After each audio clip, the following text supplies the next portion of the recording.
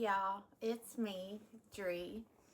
So when I left you in the last part of this series, my husband had agreed to start marriage counseling. And at that time, I don't know, I thought that meant we were finally going to get some real help. I thought maybe what had happened that other morning when he had headlocked me under the blankets, I thought that had finally made him understand that something had to change. I still wasn't looking at my marriage as something I needed to escape, but I was looking at it as something that definitely needed help. My realization of the doom, it was starting to rise. But at the same time, while I was still trying to figure out how to save my marriage, other people in the community started to notice what was happening inside my home, I guess. And that is where this next part of my story is going to begin. We're going to go just one layer deeper. And that is beginning with CPS. You see, there had already been one CPS report involving my older daughter that had been filed not that long before this happened. And that CPS report, that actually connects back to a moment I've already told you all about in one of my previous videos. But I'll just recap it. My older daughter had been seeing flashing lights and having headaches, and my mom wanted to take her to the doctor. And on that day, my husband, he became furious about it.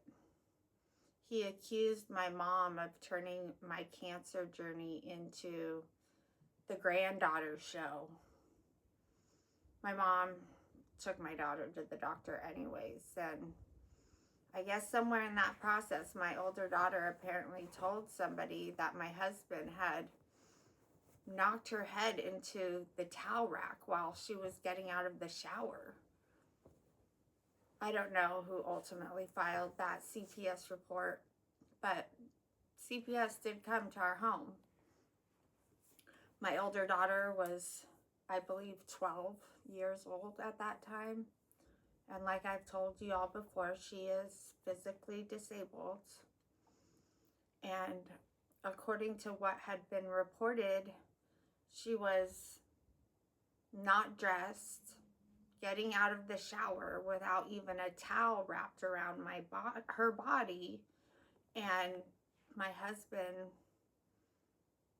burst into the bathroom where she wasn't dressed, and he knocked her head into the towel rack aggressively. And that day when CPS came, my husband was home. And I'm still not entirely sure how everything was maneuvered around that visit with the social workers, but when the social worker went to interview my older daughter, she recanted the whole story. She said it didn't happen. And then a short while later, there were 2 more CPS reports that were filed. And those 2 reports, well, those created absolute havoc in our neighborhood. When they were filed and we were called about it, my husband, he went on a witch hunt. He wanted to know which one of the neighbors had betrayed him. He wanted to know who called, who said something. He wanted to know who was responsible for CPS coming into our lives. And those 2 reports that were filed, they weren't just about my husband. They were about me too. The report talked about my drinking. It talked about my Xanax use while I was fighting cancer. And it also talked about the bruises these people had seen on me. So when CPS showed up, the way I took in that whole event was that I was being called the negligent parent. I thought I was the one being reported because I knew I had been drinking every day. I knew that I was taking more Xanax than I was supposed to. I knew I was trying to medicate my way through cancer. So all of that part, it was believable to me. And then the social worker, she asked me whether my husband was being physical with me. But when she asked me, my husband was sitting on the couch right next to me. There was absolutely no way I was going to say yes. But besides that, there was something else in those two reports. Because they also said that my husband was getting inappropriately close to young children, and that some of his behavior seemed very suspicious. And when that part of the report came out, that was when the credibility of the whole report fell apart for me, because now they were introducing the possibility that my husband could be a pedophile. And I just thought, my husband, that was unthinkable to me. I had always known my husband to interact with kids in our social scene. He was a very hands-on socializer in that way. And he was very hands-on with my kids, obviously. I had seen my husband around children for years. He always made a point to address the kids, interact with the kids. It was never just grown-up time. It was always, where were the kids? So instead of that allegation illuminating something for me, on that day, at that time, it created this wave of, I don't know, disbelief. Because if that was what people were suggesting, then maybe they had everything wrong. But looking back now, I see my husband's reaction to those CPS reports very differently. At the time that they happened, I saw his anger. I saw him furious that somebody had betrayed him. But now when I look back, I can also see his panic. And while all of this was happening, I still had that other surgery, my hysterectomy, ahead of me.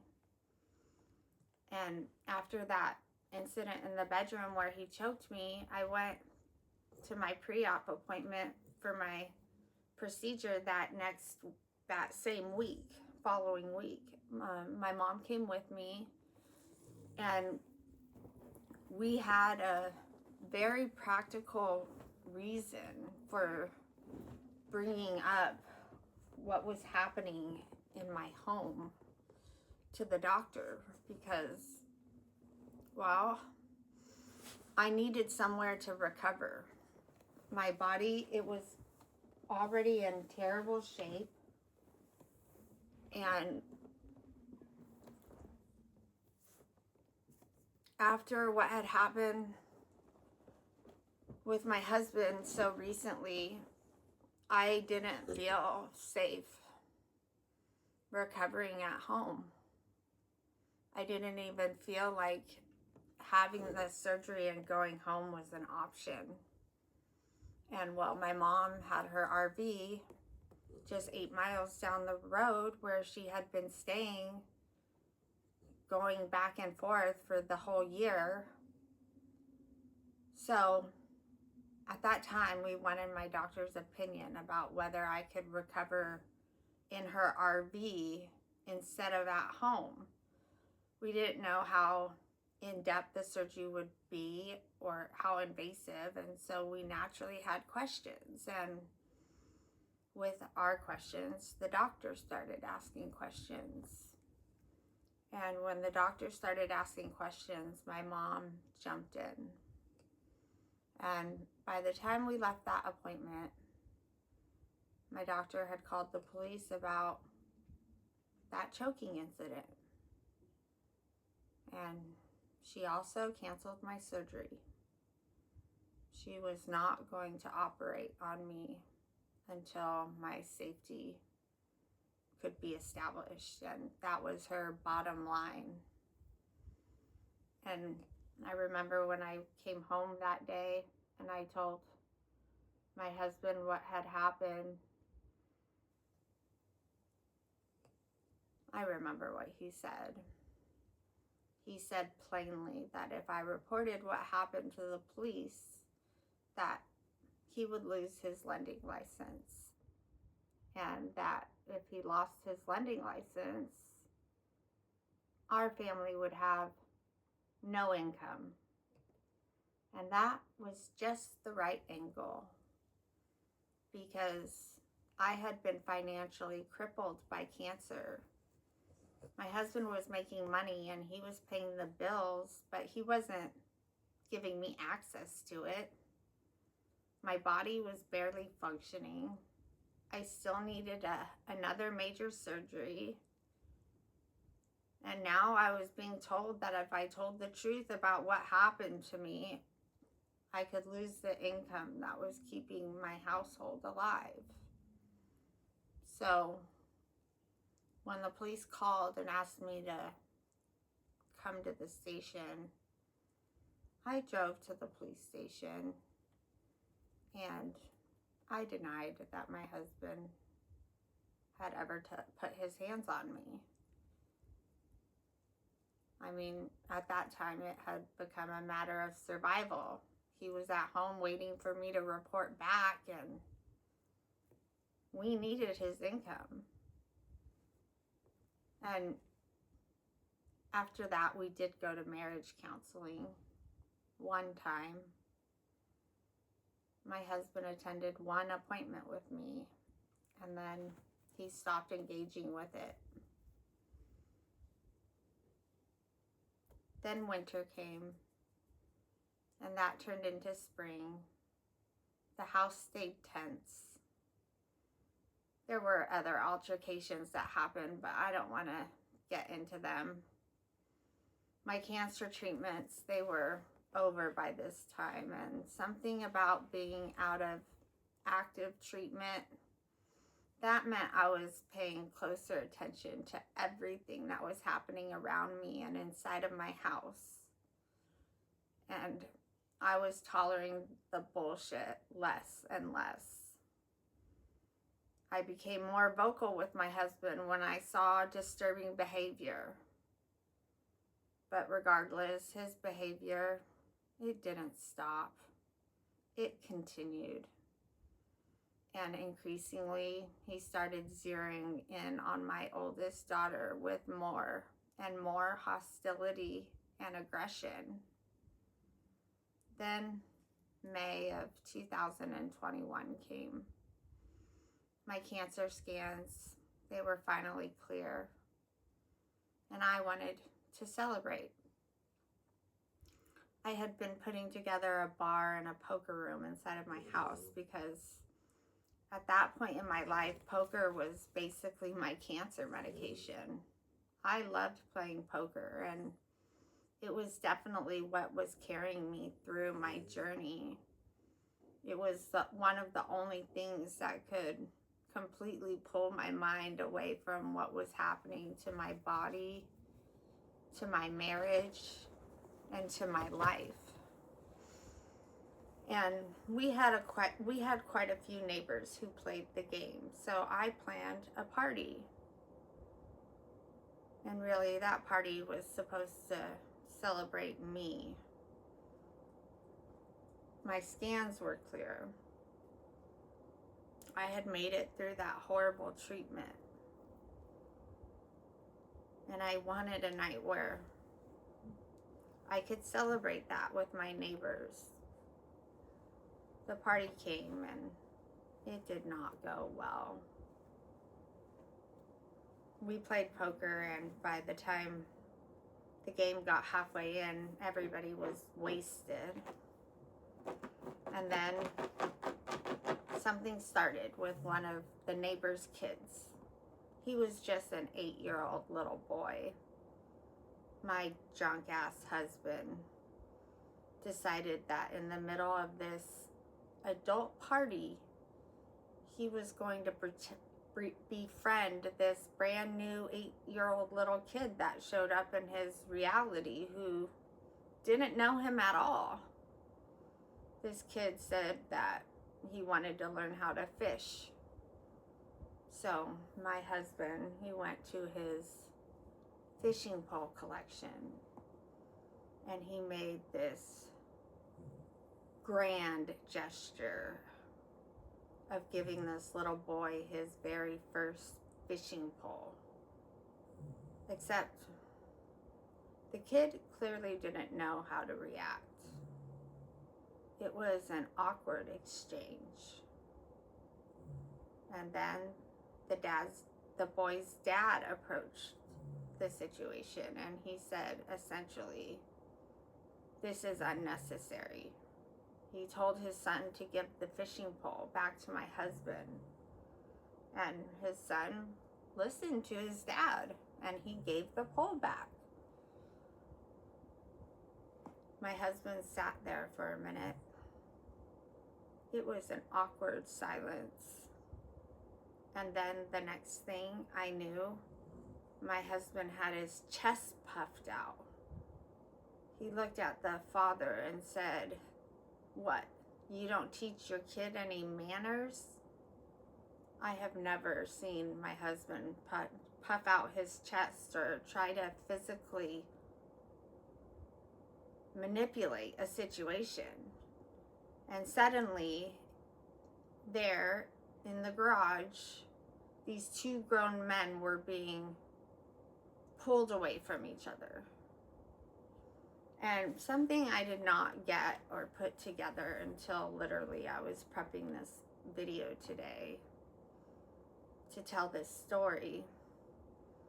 One thing I realized is that father, he had just stepped into an interaction between my 40-year-old husband and his 8-year-old son because he saw something about it as being inappropriate.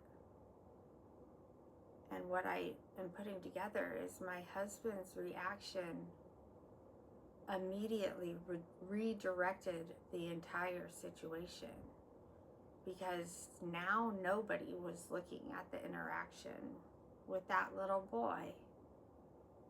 Everybody now was looking at my husband and the boy's father. And then from there, my husband's behavior got even more erratic. He turned into a crazed maniac that night. He got into his truck. He was peeling around the subdivision, burning out, revving the exhaust. And like I've said, our subdivision was basically, what, by now, 15 houses surrounded by empty land. And that night, we could hear this man everywhere, all over the neighborhood. He would disappear in his truck, and then he would come peeling back around, and then he would take off again. At one point, I had just had enough. So I told my husband's party neighbor friend to go get him and to calm him down. So the next time my husband came peeling around, his friend got into the truck with him. It was probably 1:30 in the morning maybe. And somehow the guy that I had sent to calm my husband down, he ended up down by the community pond with my husband, squared up with him, getting into a brawl. So now my husband and his party friend, they were going at each other. And that became another scene, another confrontation, more attention being redirected somewhere else. And then somehow, maybe an hour later, my husband, the same guy he had almost just tried to fight, and then that guy's wife, they were all back in the garage, buddied up again, like nothing even happened. I wasn't buddied up with anybody. I had already diverted my attention from my husband and his ordeal. I was pretty furious. I was also pretty embarrassed. I was also stunned. I didn't know who this person was.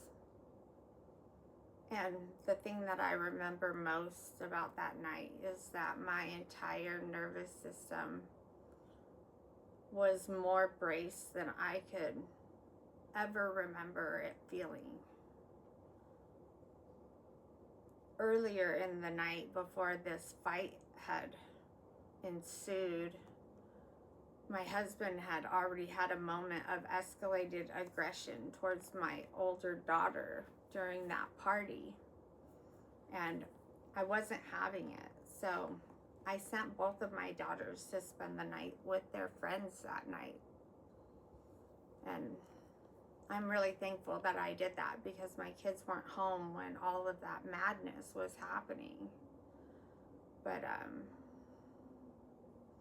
I especially wanted my older daughter out of the house because of all of the hostility that my husband was showing towards her, and he was doing it publicly, and it just wasn't okay.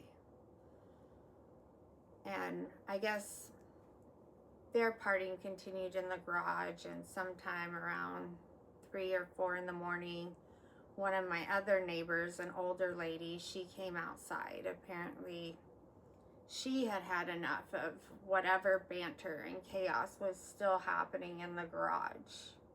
It was late, so she approached them in the garage, and according to what she told me the next morning, my husband responded by pulling out a machete that he kept in the garage, and then he waved it at her as a threat to get off of his property. So at that point, the police were called. The police came to my house at 4 o'clock that morning. They approached the garage to talk to my husband and his neighbor friend and his friend's wife. And I guess this is where the insanity of that night really stands out to me, because the same man who had almost gotten into a physical altercation with my husband down by the pond just a short time earlier, he was now talking to the police and covering for my husband. He denied the existence of a machete altogether. And so eventually the police left. but apparently my husband still hadn't had enough, and he still wasn't finished, because sometime during the night he went back to the house of that 8-year-old boy, and he was pounding on that family's door in the middle of the night, trying to rehash the confrontation with the boy's father. He just couldn't let it go. The next morning I woke up, I hadn't slept. I felt terrible, and all I remember was being stunned. It was like I was frozen in real time. The house, it was a mess from the party, which was fine. I mean, at this time it was probably 6:30 in the morning, and what shocked me was that my husband was up. He wasn't the type to be up at 6:30 in the morning after being up all night, especially on that kind of bender. So all I can gather is that he must not have gone to sleep at all, because he was still pissed off. He was still agitated. He was storming around the house. He was still looking for a fight. And now he was angry because the house was a mess. So he didn't say what he was doing. He just walked out to his truck and sped off in the same aggressive tone that he had the night before. I just sat in the backyard on our couch, stunned, and a little while later, my older daughter walked into the house and out to the backyard. And the second I saw her face, I knew something was wrong. I asked her, "Why are you here?" And she said, "Dad came and picked me up to clean the house because it's dirty." I was enraged. This had been an adult party. This was our mess. My kids hadn't even been there for it. And this grown man had gone and retrieved my disabled 12-year-old daughter to make her responsible for cleaning it at 6:30 in the morning. But then my daughter came over to the couch where I was sitting, and she collapsed and melted into me. And that's when I found out what had actually happened when he picked her up. My husband had gone to the house where she had been staying with a new friend. He woke up her new friend's entire family like a maniac, trying to get my older daughter out of there and into his truck. And then once she was inside of that truck with him, he unleashed on her. He was screaming at her. He was knocking her head into the window. And then he drove to the local park.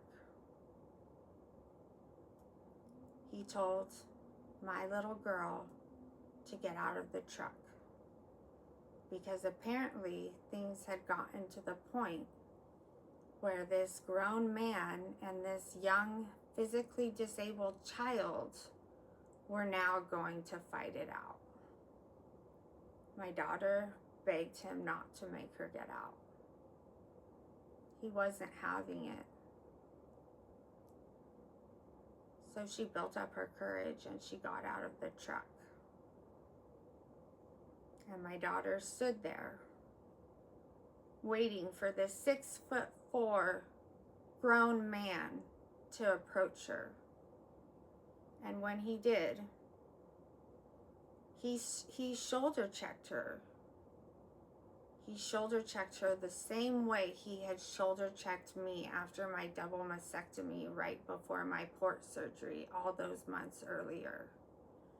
Except with my older daughter, she was physically disabled. She had no chance of withstanding him.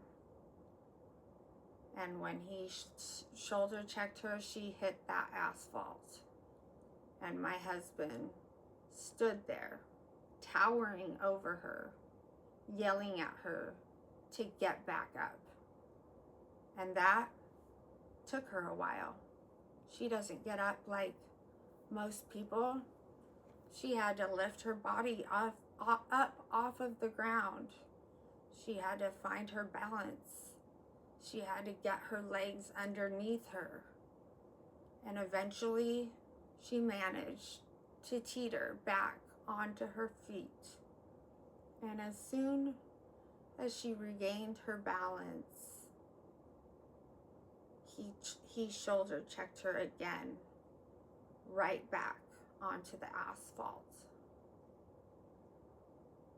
I don't remember exactly what happened after my daughter told me that, or what I did to deal with my husband, but my kids and I were on a flight to California the very next day. I took my daughters to California and I left them there. And then I got back on a flight and I came back to Texas. Except now, there were no kids in the house. And all of my husband's attention, that was now on me. And this is where the gaslighting really started. Because all of a sudden, the neighbors my husband had been attacking and interrogating because he believed they had called CPS, all of a sudden those neighbors didn't want me in the group anymore. And somehow I was now being positioned as the root of my husband's behavior. My husband hadn't attacked everybody because he was out of control. No. He had been defending his wife who had a drinking problem, defending his wife with the Xanax addiction. And then he even started bringing my mental illness into it. My mental illness we haven't talked about in a long time because I had been successfully managing it by that point for more than 10 years. But all the same, now my mental health was entering the conversation too. So it was my drinking, my Xanax, my mental health. And suddenly I was supposed to understand that all of this chaos happening around me somehow originated with me. It was pure confusion. Every day we would sit and I would listen to him lecture and blame me for another component of all that was going wrong. And then came my husband's solution. It wasn't to get a divorce. It wasn't to separate. It was that we needed to move.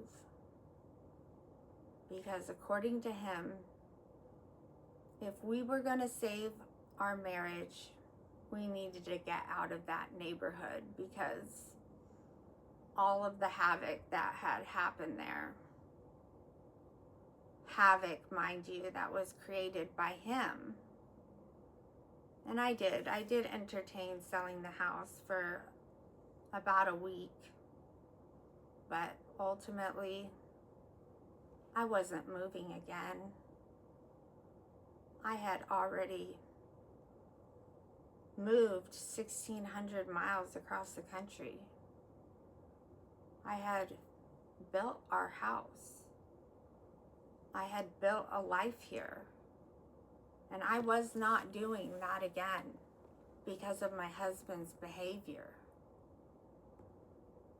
And then, when that didn't work, the next thing came, and that was the money management.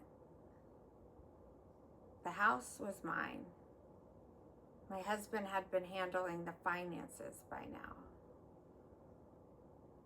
And financially, there was something that seemed to make financial sense to him.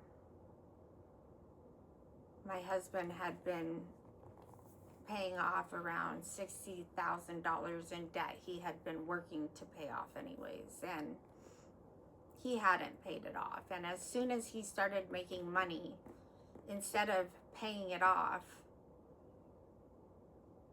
he wanted to refinance the house so that I could pay off his debt. He said we would use the equity to pay off that $60,000, and that without him having to pay that debt down, and without that debt hanging over him, he would be able to maximize all of his new income he was making, which was a lot of money. It was a lot of money.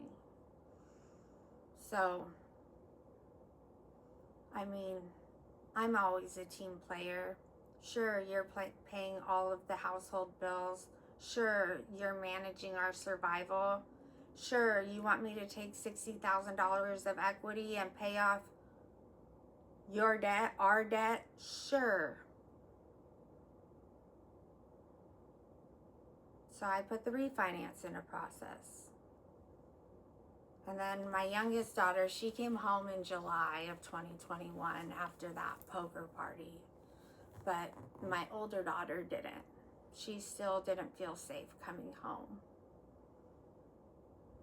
And meanwhile, my husband was under more and more heat from me because I was paying attention and I was speaking up, and I was gonna make sure that my daughter was safe to come home. By that time, our marriage was hanging by a thread.